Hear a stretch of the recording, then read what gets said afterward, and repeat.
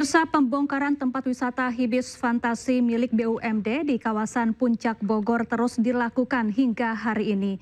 Wahana dibongkar usai terbukti melanggar perizinan dan diduga menjadi biang kerok banjir bandang di kawasan Puncak beberapa waktu lalu.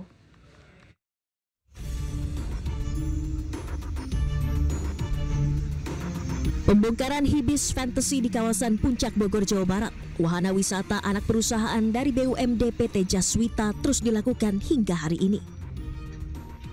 Pembongkaran dilakukan menggunakan alat berat dan secara manual dengan pengawasan ketat dari petugas gabungan yang melibatkan TNI, Polri, serta Satpol PP dari Kabupaten Bogor dan Provinsi Jawa Barat. Pembongkaran tempat wisata ini dilakukan usai Gubernur Jawa Barat Teddy Mulyadi menginstruksikan jajaran pemerintah menindak tegas Hibis Fantasi yang terbukti melanggar aturan perizinan. Lokasi wisata ini juga dinilai menjadi biang kerok banjir bandang yang melanda wilayah Puncak beberapa waktu lalu. Diketahui Hibis Fantasi mengajukan izin penggunaan lahan seluas 4.800 meter persegi. Namun realisasinya pengerjaan wahana wisata ini menggunakan lahan seluas 15.000 meter persegi. Artinya sebanyak lebih dari 11.000 meter persegi lahan yang digunakan belum berizin alias ilegal. Dari Bogor, Jawa Barat, Wildan Hidayat, iNews melaporkan. Banjir akibat luapan Sungai Citarum masih merendam Kampung Bojong Asih, Kecamatan Dayakolot, Kabupaten Bandung. Genangan banjir masih merendam permukiman warga dengan ketinggian mencapai 150 cm.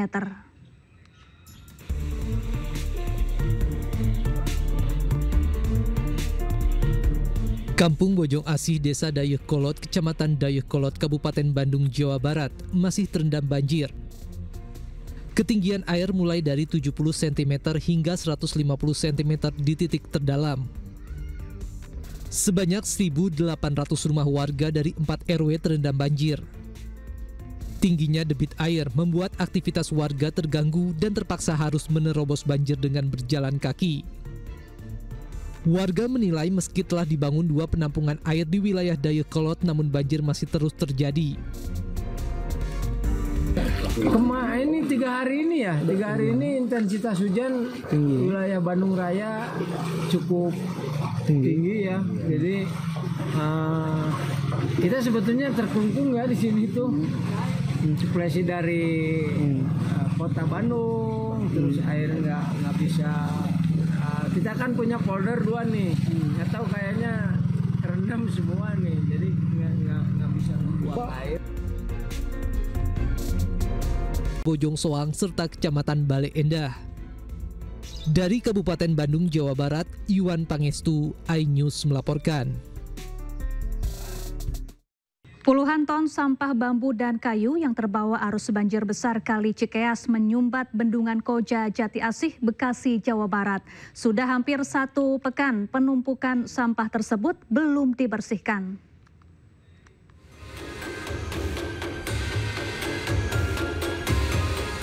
Puluhan ton sampah bambu dan kayu yang terbawa arus banjir besar Kali Cikeas menyumbat Bendungan Koja, Jati Asih, Bekasi, Jawa Barat. Aliran Kali Cikeas panjang 200 meter dengan lebar 10 meter serta kedalaman 1,5 meter ini tertutup. Tumpukan sampah yang sudah hampir 1 pekan menumpuk di Bendungan Koja ini hingga kini belum dibersihkan. Budia, ini sampah nih numpuk udah lama nih? Iya, dari waktu banjir. Banjir kemarin yang besar itu? Iya, di Selasa. Numpuk di sini? Iya. Belum diangkut? Ya gitu deh Pak, belum, masih kayak gitu. Iya, khawatir nggak Pak, kan cuaca lagi begini nih? Iya. Khawatir? Khawatir lah, takut iya. Naik lagi banjir. Naik lagi ya. Penumpukan sampah di Bendungan Koja Kali Cikeas ini sering terjadi sejak beberapa bulan terakhir. Warga pun berharap agar pihak pemerintah Kota Bekasi untuk berkoordinasi dengan pemerintah Kabupaten Bogor dan Kota Depok untuk mengatasi penumpukan sampah tersebut. Dari Bekasi, Jawa Barat, Rahmat Hidayat, iNews melaporkan. Pemirsa, Gubernur Jawa Barat Deddy Mulyadi menemukan lahan di sekitar Sungai Bekasi, Jawa Barat telah bersertifikat menjadi hak milik. Kondisi ini membuat pelebaran sungai untuk mengatasi banjir tidak bisa dilakukan tanpa ada pembebasan lahan. Ini sebenarnya anggaran normalisasi sungai itu ada.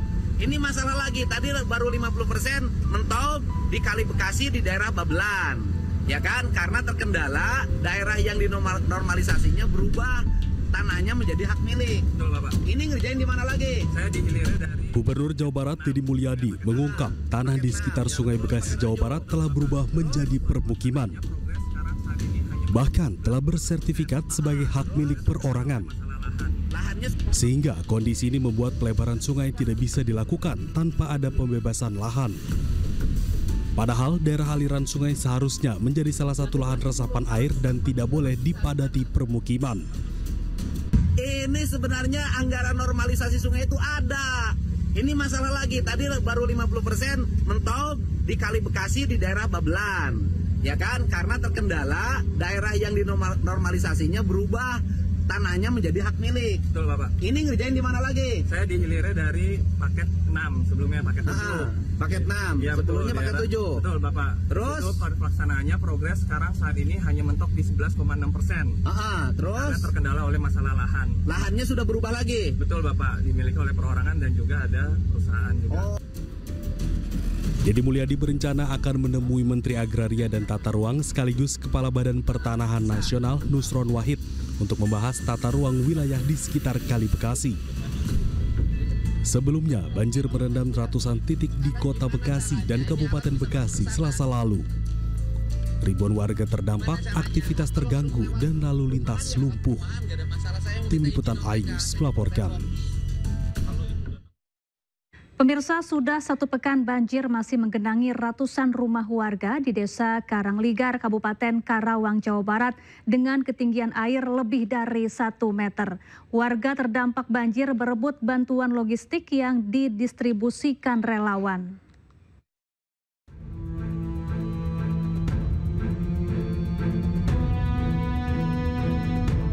Sudah 1 pekan hingga kini banjir masih merendam 2 dusun di Desa Karangligar, Kecamatan Teluk Jambe Barat, Kabupaten Karawang, Jawa Barat. Dari pantauan udara masih ada sekitar 180 rumah di Dusun Kampe dan 80 rumah di Dusun Pangasinan yang terendam banjir dengan ketinggian air lebih dari 1 meter.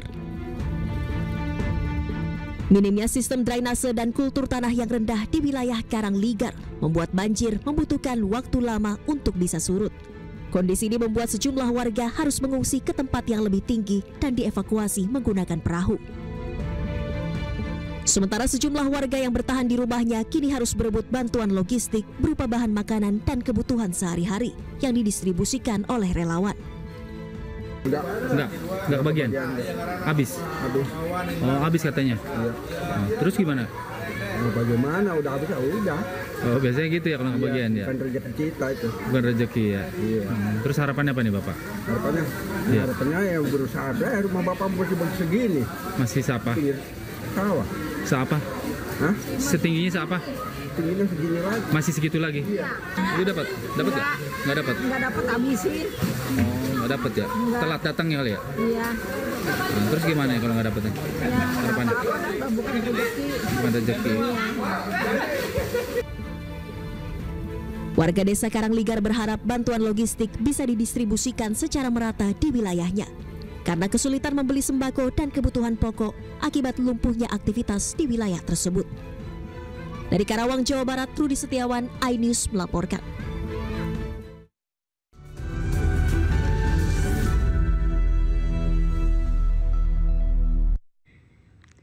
Pemirsa, terdakwa kasus pembunuhan bos rental dituntut penjara seumur hidup, sementara 1 terdakwa dituntut hukuman penjara 4 tahun. Mereka juga harus membayar sejumlah restitusi kepada korban. Perkara nomor Terdakwa Bambang Apri Atmojo dan Sertu Akbar Adli dituntut penjara seumur hidup atas kasus pembunuhan bos rental mobil. Kedua terdakwa dinyatakan bersalah melakukan penadahan yang berujung penembakan. Hal itu disampaikan auditor militer saat membacakan tuntutan terhadap para terdakwa. Sementara terdakwa Sertu Rafsin dituntut penjara 4 tahun. Seluruh tersangka juga diwajibkan membayar restitusi kepada keluarga korban.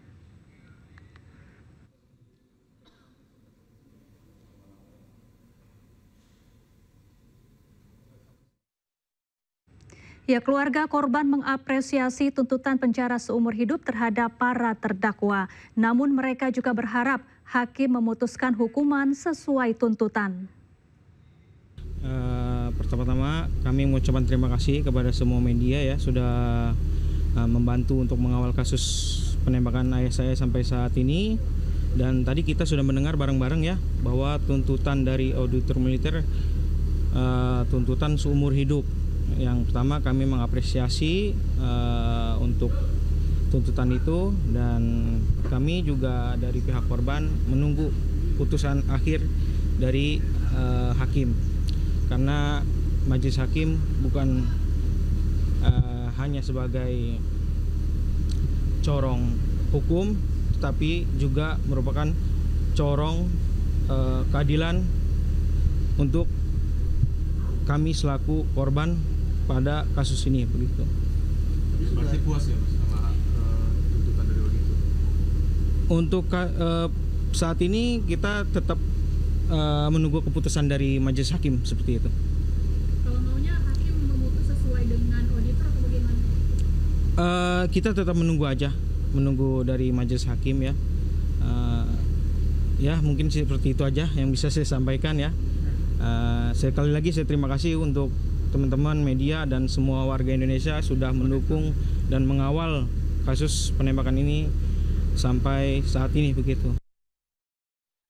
Sebelumnya, seorang bos rental mobil meninggal dunia setelah ditembak oleh oknum TNI AL. Korban ditembak saat berusaha mengejar pelaku yang membawa kabur mobil rental miliknya.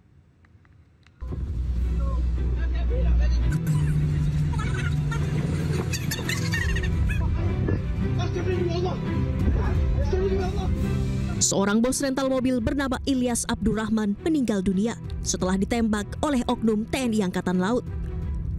Korban ditembak saat berusaha mengejar pelaku yang membawa kabur mobil rental miliknya. Aksi penembakan itu terjadi di res area kilometer 45 Tol Tangerang Merak, Kecamatan Jayanti, Kabupaten Tangerang, Banten pada 2 Januari 2025 lalu.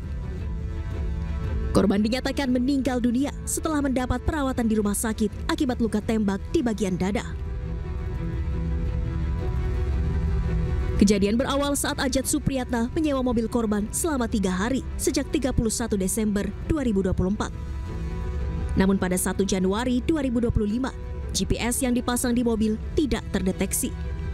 Korban dan timnya curiga, kemudian mencari keberadaan mobilnya hingga ke Saketi Pandeglang. Korban melihat mobil miliknya dan mengejar. Situasi pun berubah tegang ketika pelaku mengeluarkan senjata api dan mengaku sebagai anggota TNI sambil mengancam. Tak lama kemudian sebuah mobil datang dan menabrak kendaraan yang digunakan korban. Mobil rental yang dikendarai pelaku melarikan diri. Karena menduga pelaku memiliki senjata api, anak korban meminta pendampingan dari Polsek Cinangka Anyer namun ditolak. Korban dan rombongannya tetap mengejar mobil yang dikendarai pelaku hingga ke area Tol Tangerang Merak kilometer 45 dan terjadi insiden penembakan yang menewaskan korban Ilyas Abdurrahman. Pemirsa, Kapolri dan Menteri Perdagangan menegaskan akan menindak produsen minyak kita yang mengurangi takaran minyak goreng. Sementara itu, polisi mengungkap 3 produsen minyak kita nakal yang curang dalam berdagang.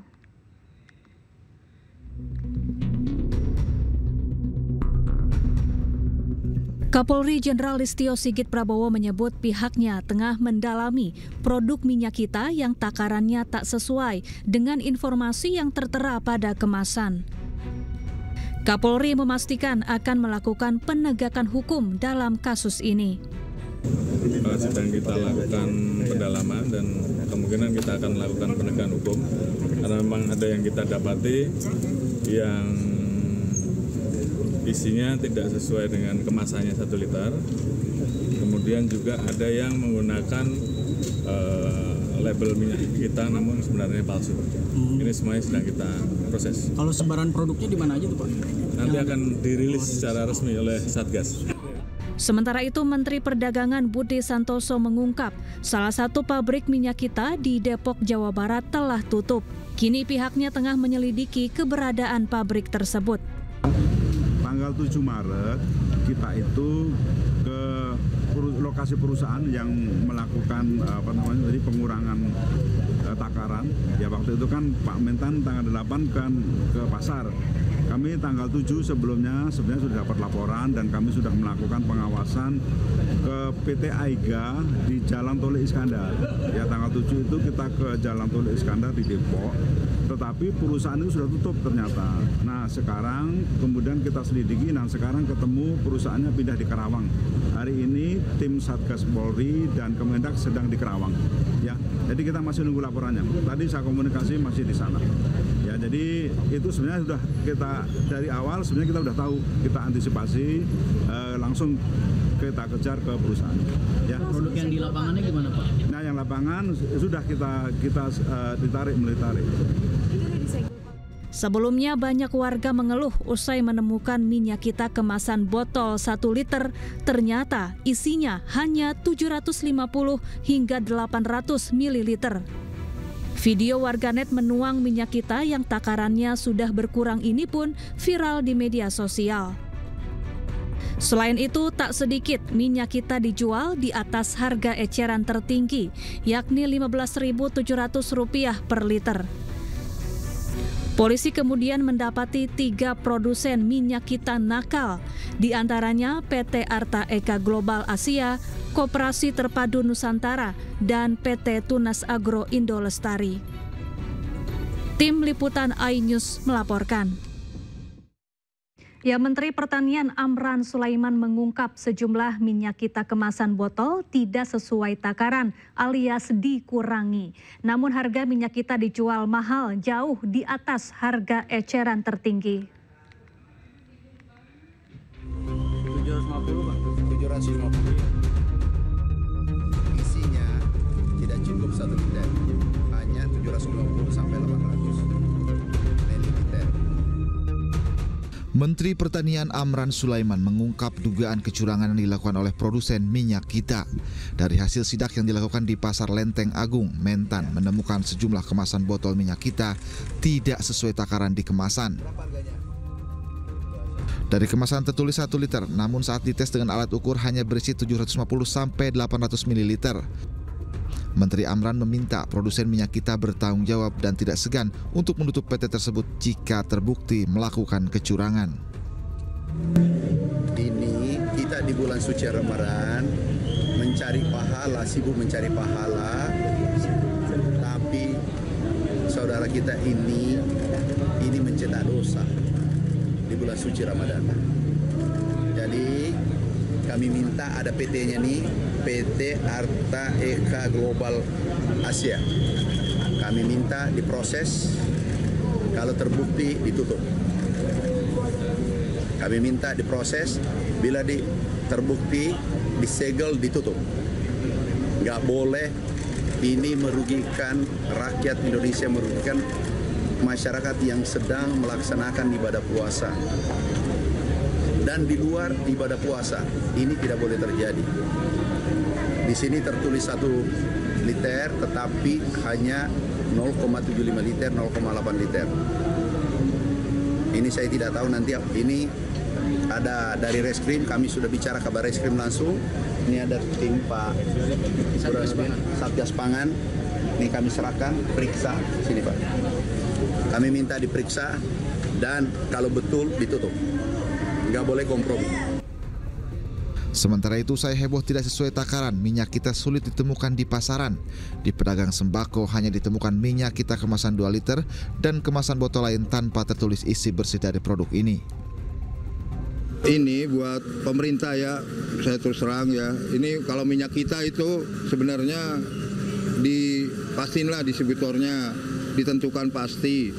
Dikasih nggak usah jual di luar atau apa, dikasih aja ke pasar-pasar, tentukan headnya berapa, kasih spanduk di sini jual minyak kita yang 1 liter, kasih headnya atau apa, toko apa, udah. Masyarakat ini kan pembeli ini kan pelaku-pelaku usaha kecil. Masa ya beli sayur di sini, beli kecap di sini, ngantri ke kelurahan, ngantri kemana, kan ngabis biaya. Minyak kita diluncurkan oleh Menteri Perdagangan Zulkifli Hasan dan Wakil Menteri Perdagangan Jerry Sambuaga pada 6 Juli 2022. Minyak kita diluncurkan dengan tujuan untuk membantu masyarakat mendapatkan minyak goreng dengan harga murah, yang pada saat itu minyak kita diluncurkan dengan harga eceran tertinggi Rp14.000. Namun kini Menteri Amran mengungkap minyak kita ini dijual di atas harga eceran tertinggi.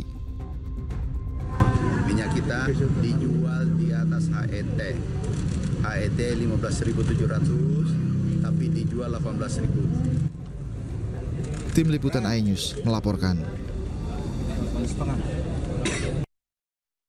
Rumah mantan Gubernur Jawa Barat sekaligus Cagup Jakarta tahun 2024 Ridwan Kamil digeledah KPK.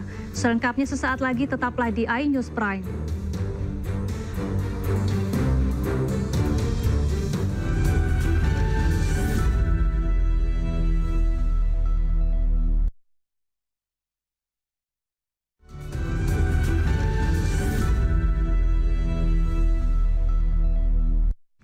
Pemirsa, dikabarkan digeledah KPK rumah mantan Gubernur Jawa Barat sekaligus Cagup Jakarta tahun 2024 Ridwan Kamil sepi aktivitas.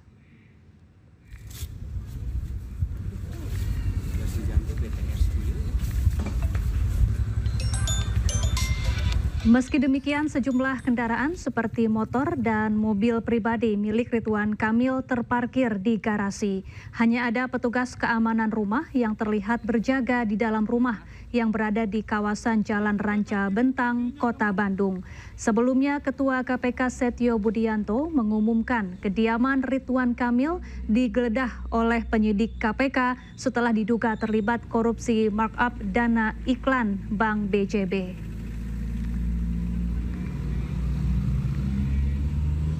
Ya, kalau dari saya menyatakan bahwa betul ada penggeledahan rumah, ada kegiatan penggeledahan di perkara BJB, tetapi untuk lengkapnya, untuk detailnya rumah siapa, dan mungkin waktunya kapan dilakukan, itu baru bisa dilakukan setelah penyidik memberikan data-datanya secara lengkap kepada saya. Dan saya pikir rekan-rekan juga tidak menginginkan informasi yang sepotong-sepotong ya. Jadi pada saat nanti informasinya sudah lengkap, kita akan deliver ke teman-teman secara utuh sehingga nanti informasi yang bisa diterima oleh masyarakat juga. Sementara itu, pasca dikabarkan digeledah KPK rumah pribadi mantan Gubernur Jawa Barat Ridwan Kamil di kawasan Jalan Ranca Bentang, Kota Bandung didatangi oleh sejumlah kerabat RK. Namun saat ditanya oleh awak media, kerabat RK enggan memberikan komentar. Selain itu, petugas juga enggan berkomentar terkait penggeledahan KPK. Hingga saat ini aktivitas rumah pribadi Ridwan Kamil masih sepi.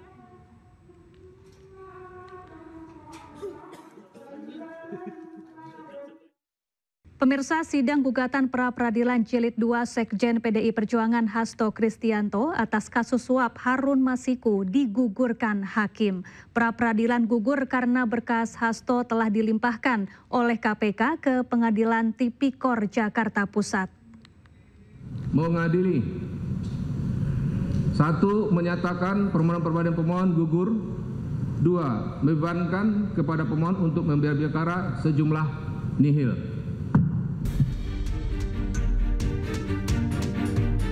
Hakim Tunggal pada Pengadilan Negeri Jakarta Selatan, Afrizal Hadi, menyatakan permohonan pra-peradilan yang diajukan Sekjen PDI Perjuangan Hasto Kristianto gugur. Pra-peradilan gugur karena berkas Hasto telah dilimpahkan oleh KPK ke Pengadilan Tipikor Jakarta Pusat.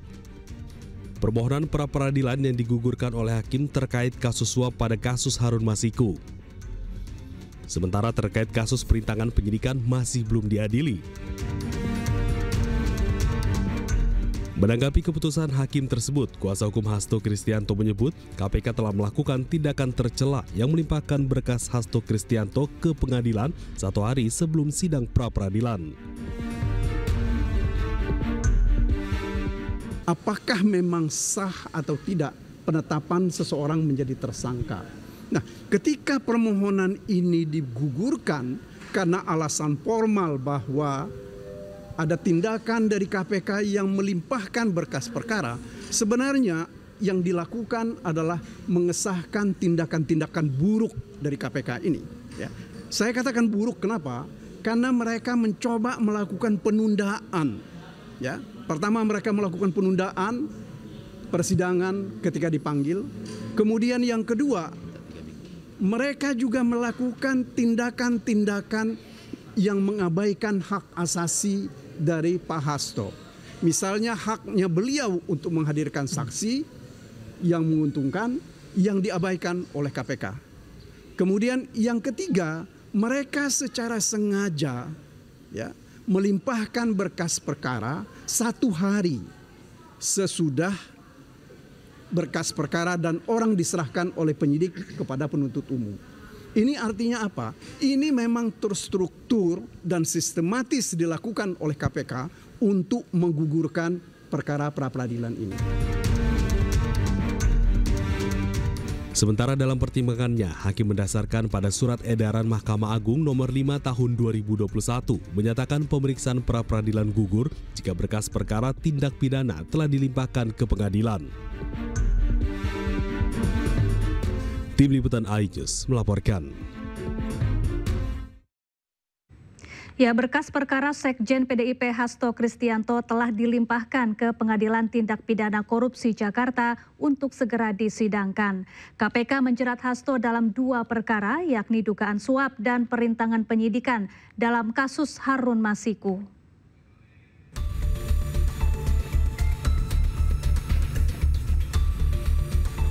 Penyidik Komisi Pemberantasan Korupsi telah melimpahkan berkas perkara Sekjen PDI Perjuangan Hasto Kristianto ke Pengadilan Tindak Pidana Korupsi Jakarta Pusat.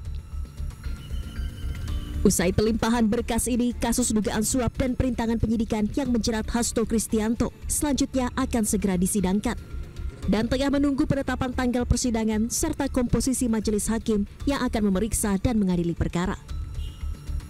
Sudah dilimpahkan sama penyidik KPK ke jaksa penuntut umum, sudah dilimpahkan ke pengadilan. Ini berapa tebal ini, Bang? Waduh, ini nggak tahu nih berapa tebal ini. Ini abang kan bisa lihat sendiri nih tebalnya. Oh iya. Sesuai dengan proses tahapannya, hari ini dari pihak penuntut sudah menyerahkan kepada Pengadilan Negeri Pusat Jakarta Pusat ya, yang sudah diterima oleh Panitera dan dicatat. Tinggal proses berikutnya. Ya, kami semua pasti tinggal menunggu saja penetapan dari pusat. Sebelumnya KPK resmi menahan Hasto Kristianto pada Kamis 20 Februari 2025. Hasto ditahan usai diperiksa sebagai tersangka kasus dugaan suap pergantian antar waktu anggota DPR periode 2019-2024 dan upaya perintangan penyidikan dalam kasus yang menjerat mantan kader PDI Perjuangan Harun Masiku. Dari Jakarta, Rizky Falufi, iNews melaporkan.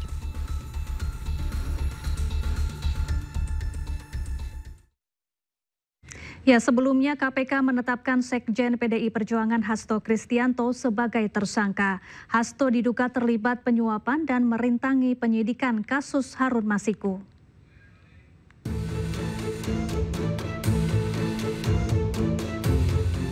KPK menetapkan Sekjen PDI Perjuangan Hasto Kristianto sebagai tersangka dalam kasus suap pergantian antar waktu Harun Masiku. Komisi Anti Rasuah menemukan bukti Hasto bekerja sama dengan Harun Masiku melakukan upaya suap kepada ex-komisioner KPU Wahyu Setiawan untuk meloloskan Harun Masiku sebagai anggota legislatif melalui mekanisme pergantian antar waktu. KPK juga menemukan bukti lain saat Hasto berupaya merintangi penyidikan dengan meminta pegawainya menelpon Harun Masiku saat operasi tangkap tangan KPK pada Januari 2020 silam. Usai ditetapkan sebagai tersangka, Hasto mengajukan gugatan pra-peradilan ke Pengadilan Negeri Jakarta Selatan. Meski gugatan tersebut telah masuk, Komisi Pemberantasan Korupsi resmi menahan Hasto Kristianto pada 20 Februari 2025 usai diperiksa selama kurang lebih 7 jam. Namun permohonan pra-peradilan tersebut ditolak hakim karena tidak memenuhi syarat formil lantaran dalam 2 sprindik yang dipermasalahkan pemohon tidak diajukan dalam 2 permohonan, melainkan hanya 1 permohonan. Dengan demikian, status tersangka Hasto Kristianto oleh KPK dinyatakan sah. 1 hari setelah pra-peradilannya ditolak, Hasto kembali mengajukan gugatan pra-peradilan ke Pengadilan Negeri Jakarta Selatan. Namun lagi dan lagi, dalam sidang pra-peradilan jilid kedua Hasto, pengadilan melalui hakim tunggal pada Pengadilan Negeri Jakarta Selatan, Afrizal Hadi, menggugurkan gugatan pra-peradilan Hasto Kristianto. Pra-peradilan gugur karena berkas Hasto telah dilimpahkan oleh KPK ke Pengadilan Tipikor Jakarta Pusat.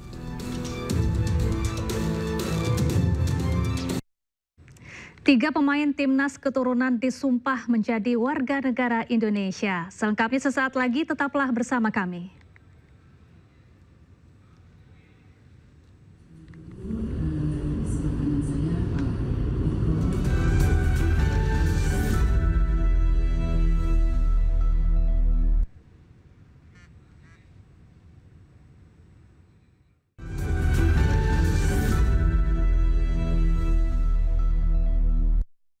Pemirsa, 3 calon pemain baru Indonesia, Emil Audero, Dean James, dan Joy Pelupesi, siap disumpah menjadi warga negara Indonesia.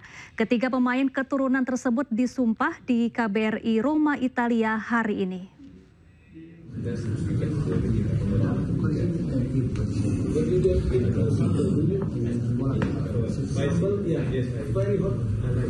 Dari gambar yang diterima redaksi iNews, 3 pemain yang akan disumpah yakni Emil Audero, Dean James, dan Joy Pelupesi sudah berada di KBRI Roma, Italia. Mereka juga telah mengenakan pakaian rapi dan siap diambil sumpah menjadi warga negara Indonesia.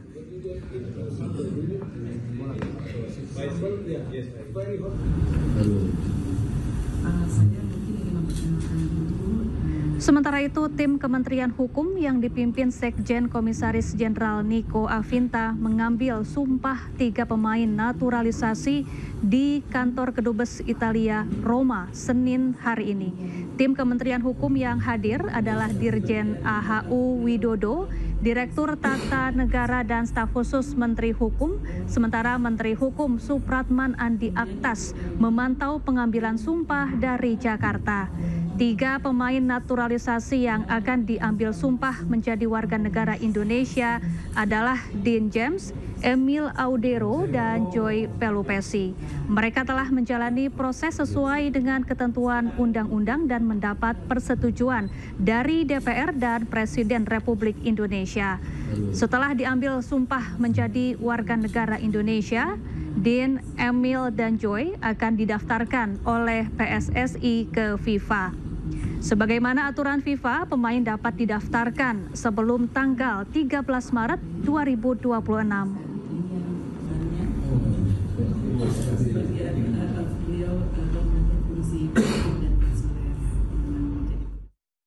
Pemirsa, Bareskrim Polri menangkap Direktur Klub Sepak Bola Persiba Balikpapan, Catur Adi. Catur diduga menjadi pemasok narkoba di Lapas Kelas 2A Balikpapan.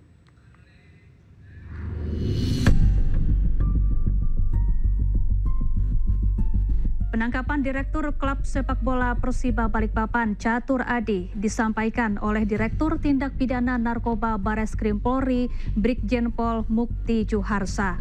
Catur Adi diamankan karena diduga mensuplai sabu ke Lapas Kelas 2A di Balikpapan, Kalimantan Timur.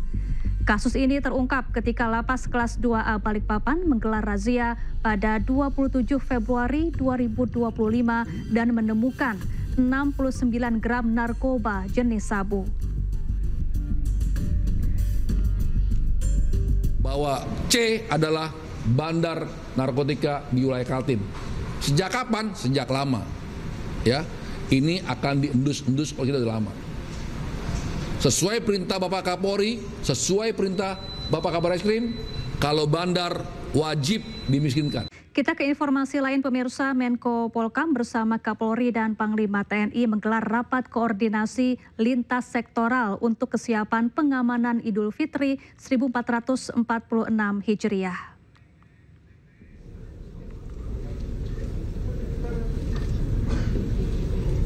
Rapat koordinasi lintas kementerian atau lembaga digelar di Auditorium STIK Lemdiklat Polri, Jakarta, Senin siang.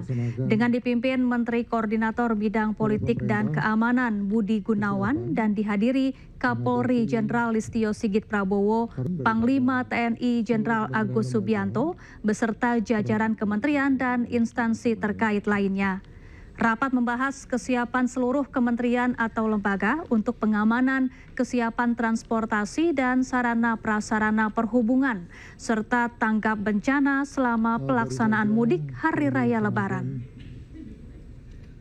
Oleh pemerintah, kesiapan menghadapi daripada Presiden Prabowo Subianto mengumumkan keputusan mengenai tunjangan hari raya atau THR untuk karyawan swasta, BUMN dan BUMD. Prabowo menyebut THR paling lambat harus dibagikan 7 hari sebelum hari raya.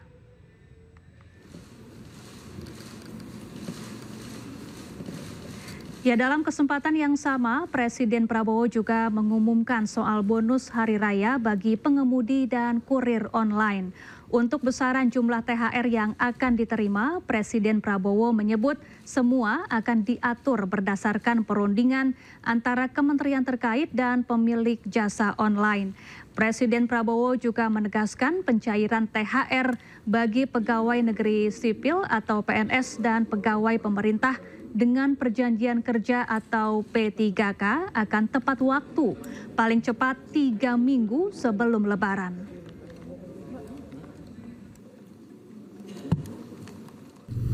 Saya sampaikan sebagai berikut. Yang pertama, saya minta agar pemberian THR bagi pekerja swasta, BUMN, BUMD diberi paling lambat 7 hari sebelum Hari Raya Idul Fitri.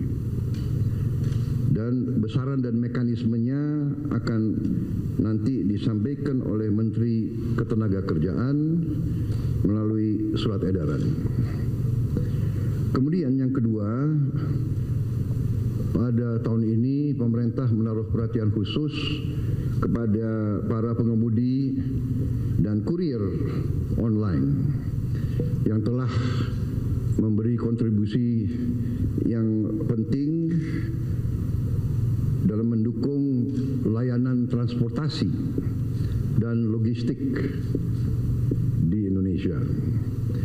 Untuk itu pemerintah menghimbau kepada seluruh perusahaan layanan angkutan berbasis aplikasi untuk memberi bonus hari raya kepada pengemudi dan kurir online dalam bentuk uang tunai dengan mempertimbangkan keaktifan kerja. Presiden Prabowo Subianto menerima kunjungan Sekjen Partai Komunis Vietnam To Lam di Istana Negara. Kunjungan tersebut untuk membahas perdagangan bilateral antara Indonesia-Vietnam. Dan informasi ini sekaligus menutup iNews Prime. Cuplikan tayangan berita iNews dapat Anda saksikan di kanal YouTube @official iNews. Sesaat lagi rekan saya Reni Arumsari akan hadir dalam program iNews Malam. Saya Syafaati Suryo dan kerabat kerja yang bertugas pamit undur diri. Terima kasih, selamat malam dan sampai jumpa.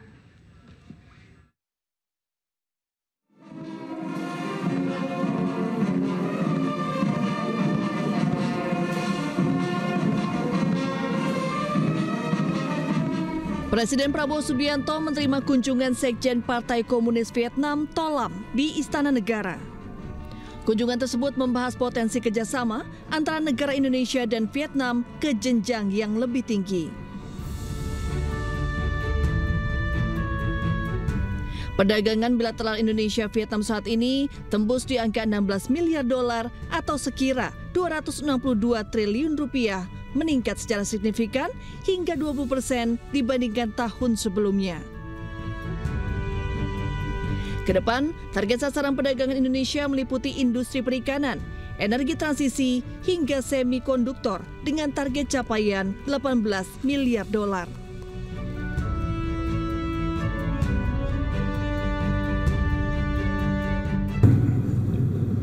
Hubungan antara Indonesia dan Vietnam adalah hubungan yang panjang, hubungan yang didasari oleh nilai-nilai yang sama, sejarah juga yang punya latar belakang sama.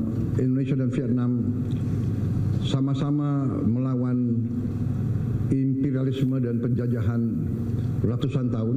Kita juga menyambut baik investasi Vietnam di Indonesia di bidang otomotif, juga di bidang pertanian, dan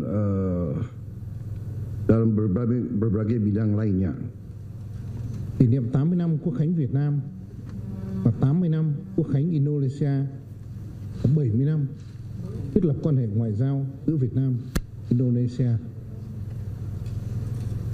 Tôi chân thành cảm ơn Chính phủ, Ngài Tổng thống và nhân dân Indonesia đã dành cho tôi và đoàn đại biểu cấp cao Việt Nam năm tiếp nồng ấm chân tình. Diharapkan kedua negara dapat menjadi mesin dalam laju pertumbuhan ASEAN yang sama-sama saling melengkapi di berbagai macam lini bidang.